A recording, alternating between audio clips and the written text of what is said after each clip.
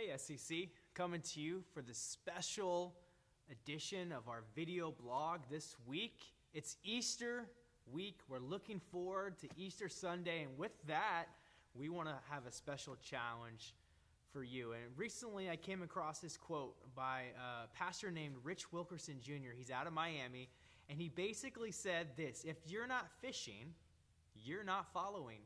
And if you're following, then that must mean you're fishing. He goes on to say that we are not called to successful outcomes, but we are called to be obedient. So following Jesus has a whole lot to do with reaching people. Now think about Jesus, okay? When Jesus called his followers, when he tried to reach out to his original disciples, he actually shows up in the middle of a fishing workday. And he goes, it doesn't stop him, he just goes and he calls out to these fishermen and he says, hey guys, come follow me. I want to teach you. I want to teach you how to help people. I want to teach you how to reach people, to fish for people. And so he just goes for it. And I love this about Jesus. There's no script here. He doesn't wait for the perfect moment. He doesn't wait for the stars to align. In the middle of the workday, he just offers this invitation, an invitation to follow him, and it's great. Now, they responded, and they left everything, and they followed him, but there was so many times where Jesus was unsuccessful. People rejected his invitation to follow them, but that didn't stop Jesus from continuing to ask, because Jesus was more interested in obedience than he was in just having a successful outcome. He was obedient to God because that's what God had sent him to do. And not only that, what motivated him was he really cared for people, and he knew what they needed, and that motivated him every single day. I want you to think about Paul. Now, Paul was like the ultimate fisher of people. Paul reached so many people for Jesus. God had transformed his life, and he was then motivated to go out and share his story and his faith in Jesus with other people, and he had tons of success.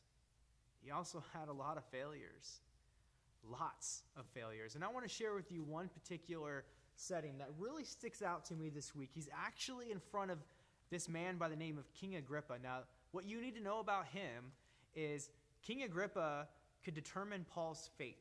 He could either release him because Paul was arrested for teaching and sharing his faith in Jesus with other people. So he was arrested for trying to reach people. Or King Agrippa could punish him, could sentence him, could even take his life. And so Paul, in this moment, still tries to share. He actually takes this moment. It doesn't make sense.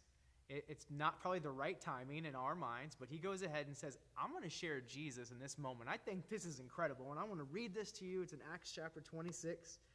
Starting in the middle of verse 17, it says, this is Jesus speaking to Paul during Paul's conversion experience. So Paul is telling this story to the king, and here's what he says.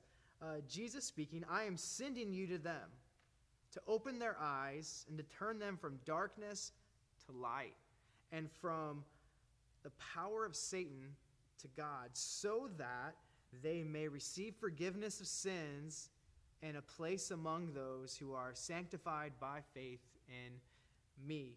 So then, now Paul's speaking, King Agrippa, I was not disobedient to the vision from heaven.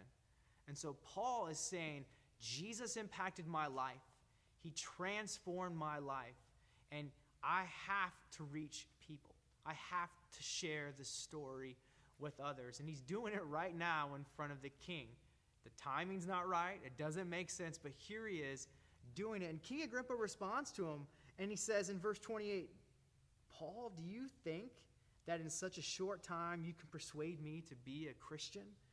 Paul replied, short time or long, I pray God that not only you, but all who are listening to me today may become what I am. And what Paul is a dedicated follower of Jesus. And that means he's fishing for people. It means he's trying to reach people with his life. And he took that very, very seriously. And Paul goes after the king, but he failed. The king doesn't accept his invitation. Sometimes when you try to reach people, you're not going to be successful. But that doesn't mean that we're not obedient. Let me say that again. When you try to reach people, you may not have a successful outcome, but we still are called to be obedient. You may not be successful, but imagine if you are. Imagine if because you pursued the opportunity to invite someone to church, they were able to experience hope they had never known before. Imagine if you pursued a conversation that you've been putting off. You're actually a part of someone's life transformation story. Imagine the salvation that could happen in somebody's life, the freedom you could be a part of if you were obedient to trying to reach the person that God is asking you to reach. Now, there's lots of people in your life that only you can reach. They're in your workplace. They're your next door neighbor. They might be in your class. They might be in your school. They might be at the gym. You might see them often. And God is asking you to reach them. And one way that you can do that is this Sunday. Sunday is Easter. It's the greatest story ever told. And there's lots of people, maybe the people that you know, that don't know the implication of it. Maybe they don't even remember the details. But let me tell you this. They need this story. And they need the Jesus that this story talks about. And because of your faithfulness and your obedience and to this challenge to invite them, maybe to a service this Sunday. You know, we have a few of them going on this weekend. We have a sunrise at 7 a.m. We have a 9 o'clock and a 10:30 service. Maybe by you inviting them this week, they can experience the power and the truth that Jesus can bring to their life, the freedom that knowing him does. Maybe it's a family you know. Maybe it's a friend of one of your children, and you can invite them to the Easter egg hunt on this Saturday at 4 o'clock to 6 o'clock. And maybe that's the first step. I don't know what it is. I don't know what God's asking you to do. Maybe it's a conversation. But hear me, you are called to be obedient. Doesn't mean it's going to be successful. You may not be. But what if you are?